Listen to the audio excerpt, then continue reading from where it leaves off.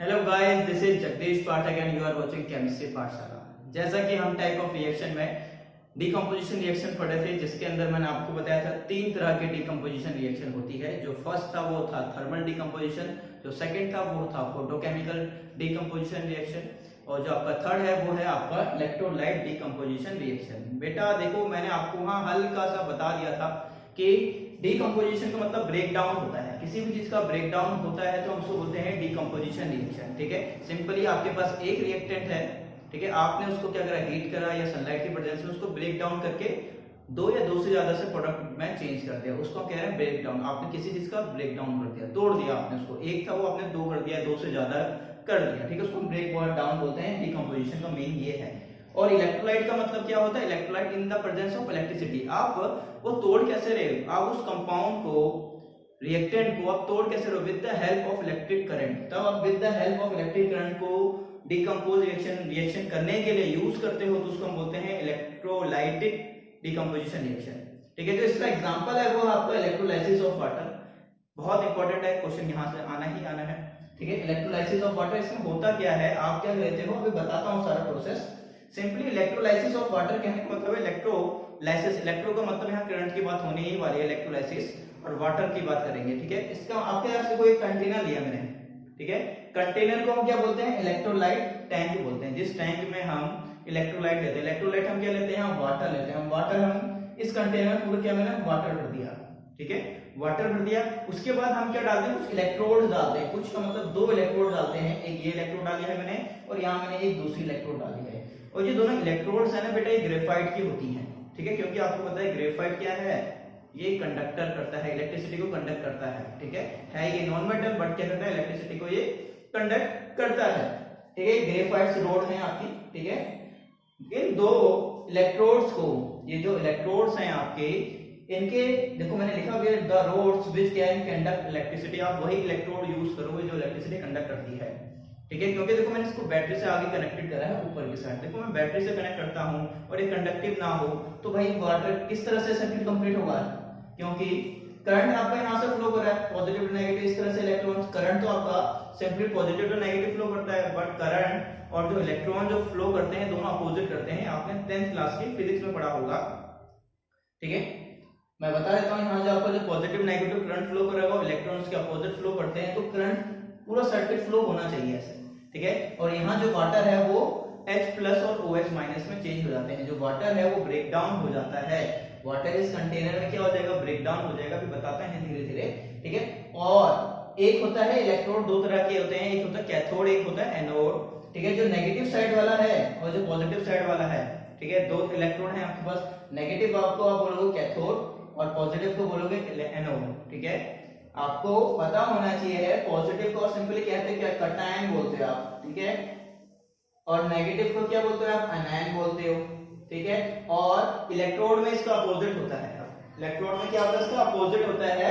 यहाँ आपके पास पॉजिटिव को हम क्या बोलेंगे? एनोड बोलेंगे। ठीक है, एनोड बोलेंगे, और नेगेटिव को हम कैथोड बोलेंगे। ठीक है, अभी 10th तक इससे काम चला लो, बाद में 11th में और 12th में हम थोड़ा सा और चेंज करके मैं बताऊंगा इसको।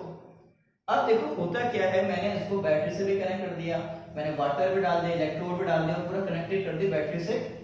ठीक है, अब मैं डालता हूँ उसमें थोड़ा सा कुछ अमाउंट ऑफ H2SO4 डाल लो, या HCl डाल लो, या NaOH डाल लो, या KOH डाल लो, कोई भी इलेक्ट्रोलाइट डाल दो। ठीक है, इलेक्ट्रोलाइट का मतलब क्या है? आप उसको डालोगे, ये क्या करेगा? H2SO4 ब्रेक डाउन हो जाएगा। किसमें ब्रेक डाउन हो जाएगा? H प्लस आयन और SO4 2 माइनस में। कहने का मतलब है ये पानी में जाते ही ब्रेक डाउन हो जाएगा।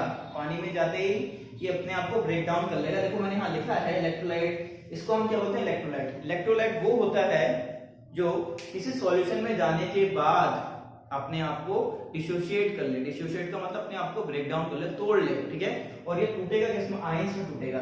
ठीक है, H प्लस और SO4 2 माइनस। ठीक है, मैंने बैलेंसिंग के थ्रू यहाँ 2 लिखा है, बैलेंस कर दिया। इसका मतलब अब इस कंटेनर के अंदर आपने वाटर भी डाल रखा है और ये भी डाल रखा है। अब देखो आयंस, वाटर के भी आयंस होंगे H प्लस और OH माइनस के, और इसके भी आयंस होंगे। अब देखो आयंस क्या होते हैं? ये कंडक्टर्स होते हैं, ये इलेक्ट्रॉन्स को फ्लो करने देते हैं इजीली, जिसके कारण सर्किट कंप्लीट हो जाता है और इलेक्ट्रॉन्स फ्लो करते हैं और करंट जनरेट होता है।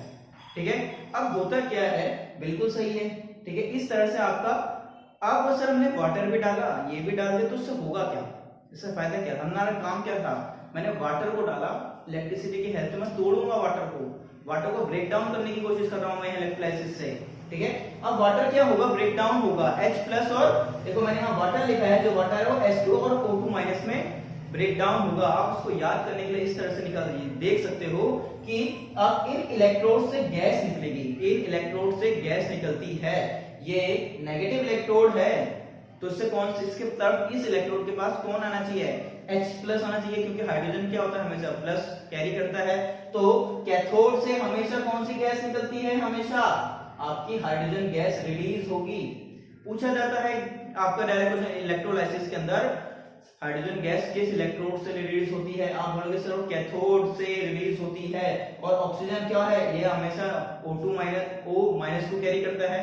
जब आप इसके वैलेंसी चेक करते हो, ठीक है, हमेशा -2 आता है, तो ये ऑक्सीजन कहां जाएगा, वो पॉजिटिव इलेक्ट्रोड के पास जाएगा। तो इस गैस से कहां से निकलेगी, यहां से कौन सी, इस इलेक्ट्रोड से कौन सी गैस निकलेगी, यहाँ ऑक्सीजन गैस निकलेगी, ठीक है। और यहाँ से हाइड्रोजन गैस निकलेगी, कहने का मतलब यहाँ से हाइड्रोजन गैस निकल जाएगी, यहाँ से ऑक्सीजन गैस निकल जाएगी, और आपने वाटर यहाँ कम होता रहेगा, धीरे धीरे वाटर यहाँ कम होता रहेगा। इसका मतलब डिकम्पोजिशन स्टार्ट होगी with the help of electricity, क्योंकि आपने इलेक्ट्रिसिटी दी थी इलेक्ट्रोड पे, करंट से वाटर ब्रेक डाउन हुआ और यहाँ से हाइड्रोजन गैस निकल रही है, यहाँ से O2 गैस निकल रही है, ठीक है। इस कंप्लीट प्रोसेस को हम बोलते हैं इलेक्ट्रोलाइसिस ऑफ वाटर, ठीक है।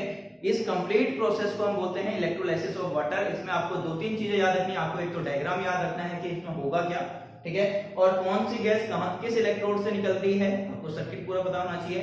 केमिकल रिएक्शन बहुत ज्यादा इंपॉर्टेंट है इसकी भी। और ये H2SO4 डाला क्यों है, ये कंडक्टिविटी इंक्रीज करा रहा है पूरे सॉल्यूशन के अंदर, मैंने लिखा भी है H2SO4 के करके increase the number of ions in the solution due to which conductivity of solution increase. जैसे ही आप H2SO4 डालते हो, या एग्जांपल में KOH या NOH कोई भी डालते हो इलेक्ट्रोलाइट, ये पानी में जाने के बाद अपने आप को डिसोसिएट कर लेते हैं, जिसके कारण इस इलेक्ट्रोलाइट टैंक के अंदर आयंस ज्यादा हो जाते हैं। आयंस ज्यादा हो जाएंगे तो इलेक्ट्रॉन इजीली फ्लो करेंगे, इलेक्ट्रॉन इजीली फ्लो करेंगे तो उसके अंदर कंडक्टिविटी बढ़ जाएगी, ठीक है, यहाँ कंडक्टिविटी बढ़ जाएगी और H2 और O2 निकल जाएगी गैस। अब देखो कभी कभी क्वेश्चन पूछ लिया जाता है पर किस रेशियो में निकलती है ये गैसें, हमेशा देखो तब आप 2H2 लोगे तो 2 आपका, जब आपकी 2 वाटर के मॉलिक्यूल्स 2 हाइड्रोजन गैस निकालेंगे तो 1 ऑक्सीजन गैस, हमेशा जो इनका रेशियो होगा, जो रेशियो होगा यहाँ जो गैस निकलने का वो क्या होगा, H2 और O2 का O2:1 होगा।